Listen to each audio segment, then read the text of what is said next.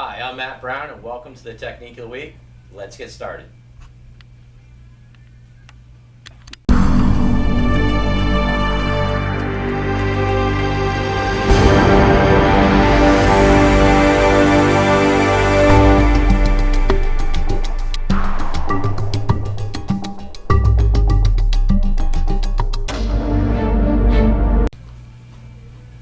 All right, in this Technique of the Week, we're going to address the full Nelson. First of all, I'm going to show you a way that when someone tries to get you in a full Nelson, that you can stop them before they can even get you into it. Then what to do if they get you into it before you do your self-defense technique, and then we'll discuss the actual self-defense application of it. So for the first part here, if you're not familiar with a full Nelson, Kevin's going to come up behind me and he's going to come underneath my arms and he's going to put his hands behind the back of my neck. The object of this is that he would be pushing my head or my chin towards my chest, injuring my neck. Okay? Now, if all I have to simply do is if I notice that his hands are coming up underneath, I'm just going to take my thumbs and turn them towards my belt. Now, go ahead and try to get me in a full Nelson. Okay? Kevin can try as hard as he wants to get me in a full Nelson, and he won't be able to get me into it. And now it doesn't have to be both hands. It can be just one hand. Go ahead. Okay? And it can be just one hand that he's that I turn towards the knot of my belt. So all you're doing is taking your hands and bring them in like this, kind of in this fashion, like in Kata Kusanku.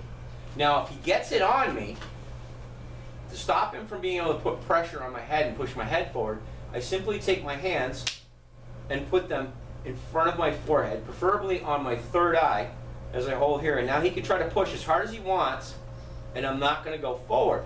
Okay? And again, this doesn't need to be both hands. It can be just one hand. Go ahead. Okay? So from here, push. I'm going to drop this arm down. You see how that releases the hold, and now I have this hand here or this hand here. I'm going to go palm to palm and grab his hand. So I'm going to put his pinky side of his hand in the web of my thumb. So palm to palm, putting the underside of his knuckles in the middle of my palm. From here I'm going to grab it, and I'm going to not only push it back, but I'm going to turn it down this way.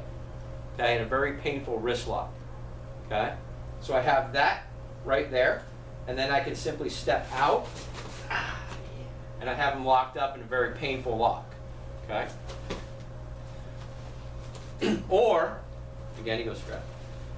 This time I can cross over as I do this and grab, twist it, and lock this hand in underneath his wrist.